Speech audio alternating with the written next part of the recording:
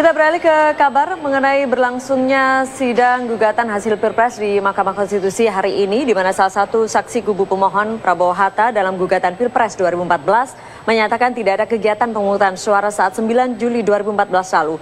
Pihak saksi juga mempersoalkan kegiatan sosialisasi yang dilakukan oleh pihak penyelenggara pemilu.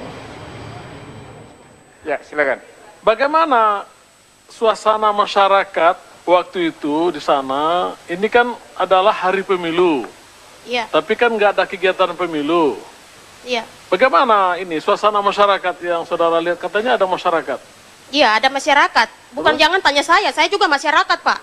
Tanyanya ke penyelenggara pemilu yang harus sosialisasi, Pak. Bukan ke kami. Siap. Nanti Ya, terima kasih, Pak. Bukan, gini. Gak apa-apa, saya senang dengan gaya-gaya Anda karena memang suasana ini biasanya tidak ada seperti ini. Iya, Pak. Terima Jadi kasih. bagus, gak Iya, apa-apa. makasih. Lanjutkan gaya-gayanya itu Iya, ya. terima kasih. Sebagai Ajeng Kartini insya Allah ke depan ya. Amin. Oke, kan di sana ada tokoh-tokoh masyarakat. Nah, saudara saksi ngobrol nggak sama tokoh-tokoh masyarakat? Loh, bagaimana ini kita mau pemilu kok nggak ada? Bagaimana komunikasi waktu itu? Saya tidak komunikasi dengan siapa-siapa. Diam-diam saja. Diam-diam saja. Wong dorang juga manusia punya pikiran. KPU penyelenggara pemerintah juga ada sosialisasi supaya kami semua masyarakat tahu. Kami ini di gunung. Jangan bodoh-bodohi kami terus. Sosialisasi supaya kami juga tahu tahapan itu ada. Jauh nggak rumah saudara ke tempat saudara datang itu? Dekat, bukan jauh. Ini kan di dalam kampung, Pak. Oh, di dalam kampung. Iya. Iya. Ya udah kalau gitu, Iya. terima kasih. Terima kasih, Pak. Ya. Ya, coba saya sebagai warga kampung Awaputu, di situ ada berapa suku? Hanya satukah atau ada banyak suku yang tinggal di kampung Awaputu? Ya, Pania itu suku ya, suku Me. Suku Mei? Iya. Di situ ya? Hanya satu suku. Oke. Apakah saudara kenal dengan kepala kampung Awaputu ataupun kepala suku Mei? Mau kenal bagaimana? Ini terlalu banyak. Ya, atau paling tidak gini, Kak. Oke, saya tanya bukan kepala suku kalau begitu. To the point saja yang jelas-jelas, Kak, yang bagaimana. Betul. Nah, jadi begini ya, saudara saksi. Ya. Jangan cari-cari satu kesalahan. Oke. Iya. Adek. Saudara, Adek Iya, sabar yang mulia. sedikit, adek.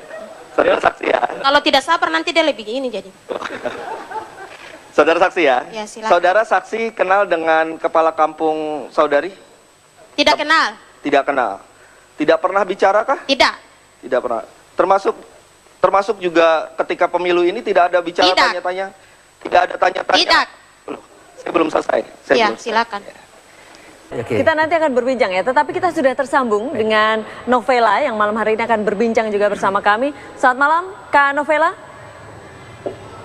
Iya, selamat malam Bu. Selamat malam. Ya, selamat malam Kak Novela. Di sini ada juga Bang Reza selaku psikolog, kemudian juga ada Pak Taufik selaku pengamat perilaku. Mbak Novela, malam hari ini kami mencoba untuk mengajak Anda berbincang di Wisma Nusantara begitu, tapi Kak Novela tidak bisa hadir begitu ya? Iya. Kenapa Kak Novela? Alasannya mungkin tidak bisa hadir ke Wisma Nusantara? Iya, saya tidak bisa hadir Ibu karena ada beberapa hal yang memang saya harus dulu bicara dengan teman karena kami datang dengan tim. Dan saya rasa sekalipun saya tidak hadir, tapi kita bisa bicara lewat via telepon itu tidak masalah bagi saya. Iya. Ada yang mengatakan mungkin Anda takut adanya ancaman begitu. Apakah betul begitu, Kak Novela?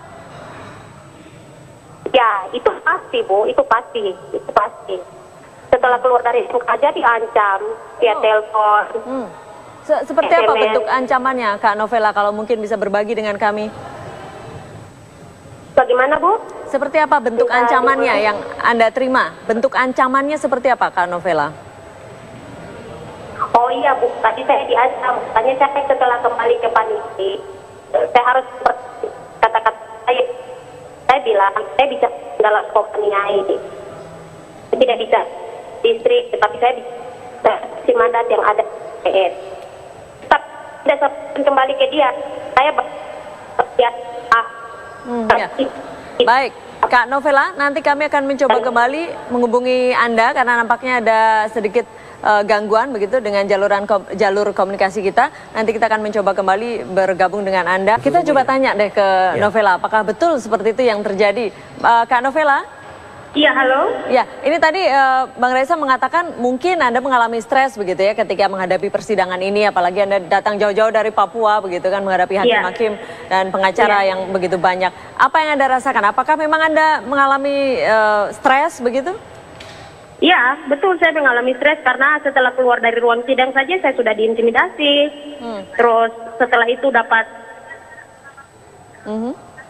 setelah itu saya dapat tekanan lewat via telepon, terus lewat SMS. Seperti apa Kak Novela? Mungkin bisa Anda ceritakan kembali, tadi sempat agak terputus komunikasi kita. Iya, jadi telepon yang saya dapat, mereka mengancam saya, setelah kembali ke Paniai, Novela harus bertanggungjawabkan semua, bahwa tidak ada pencoblosan.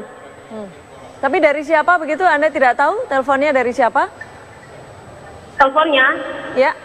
Saya kenal, saya tahu orangnya, tetapi bagi saya, kami akan serahkan ini dulu ke tim Koalisi Merah Putih untuk selanjutnya sampaikan kepada Lembaga Perlindungan Saksi dan Korban.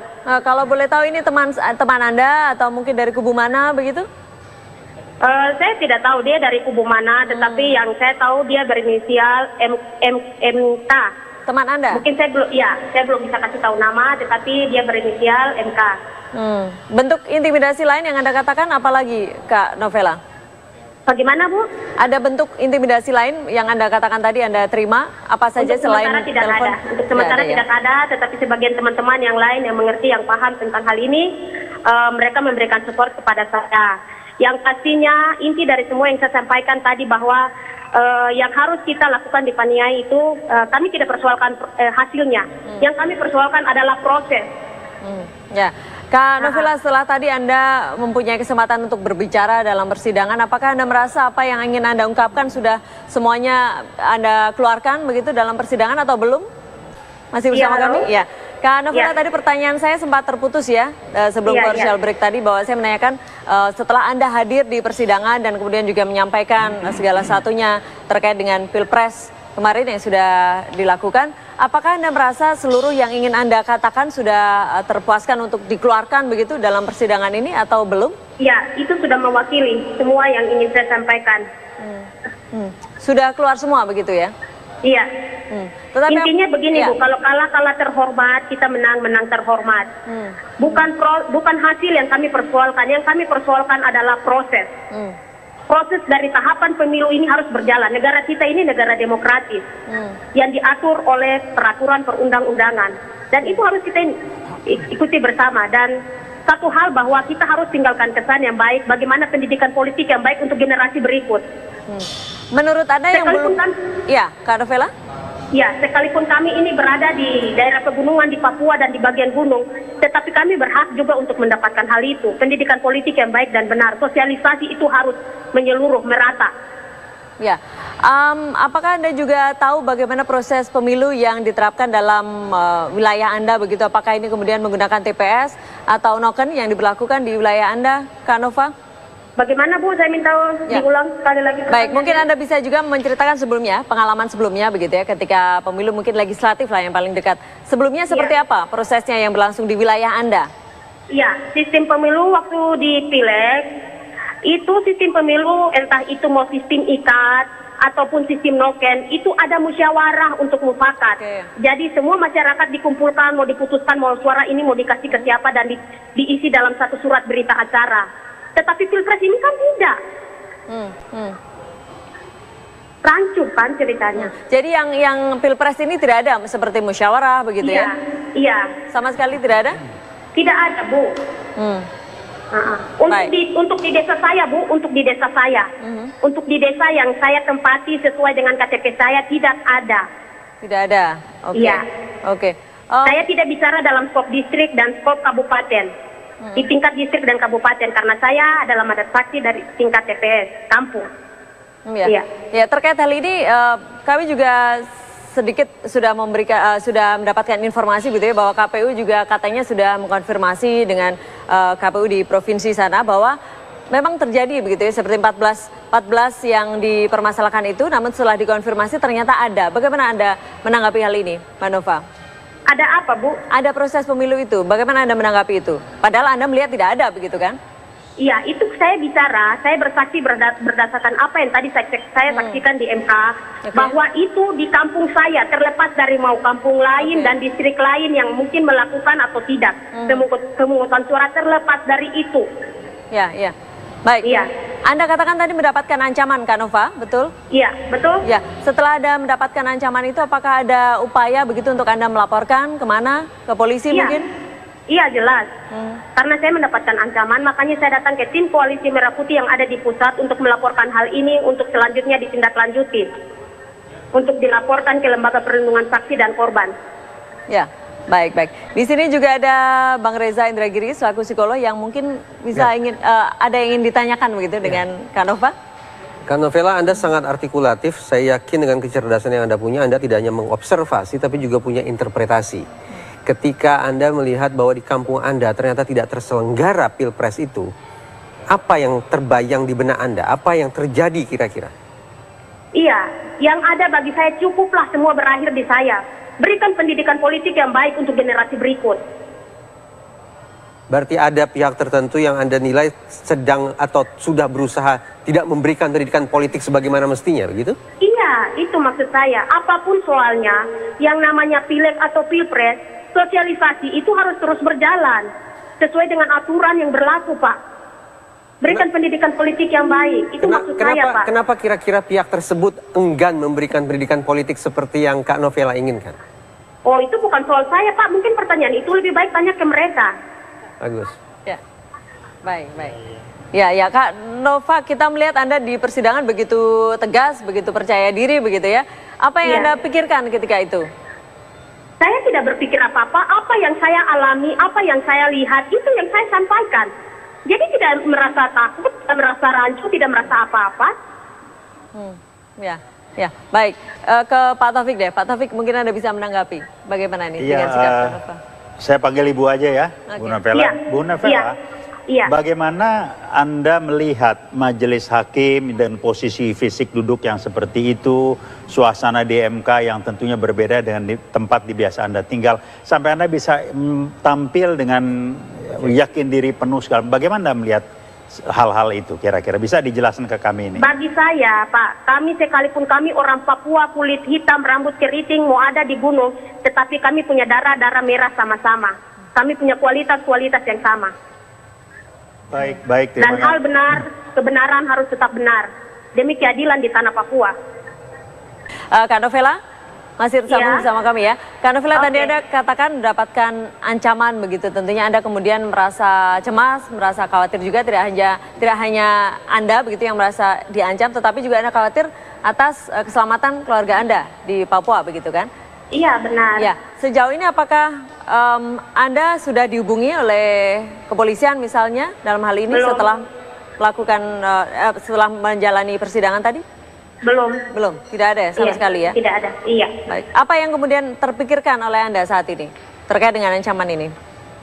Yang saya pikir saat ini, ancaman-ancaman begitu bagi saya tidak terlalu ini. Yang saya pikir lebih daripada itu, bahwa proses demokrasi ini harus berjalan jujur adil di negara kita.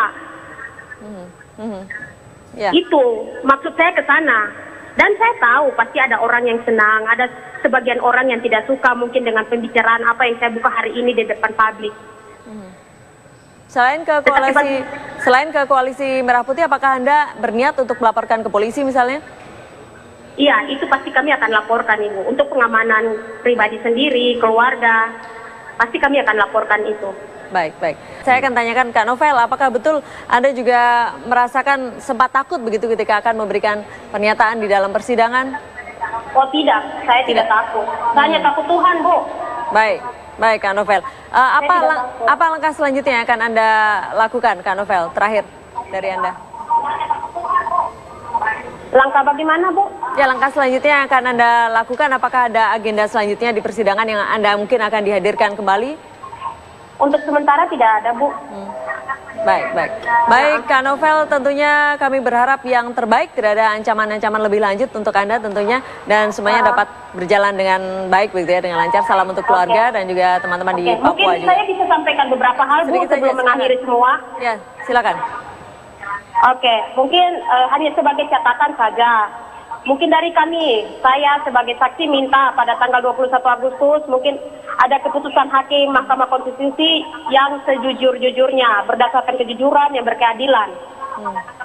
Demi tegaknya supremasi hukum yang berlaku di negara kita. Mungkin saya rasa seperti itu, Bu. Baik, terima kasih Kak Novel sudah bersama kami di Apa Kabar Indonesia.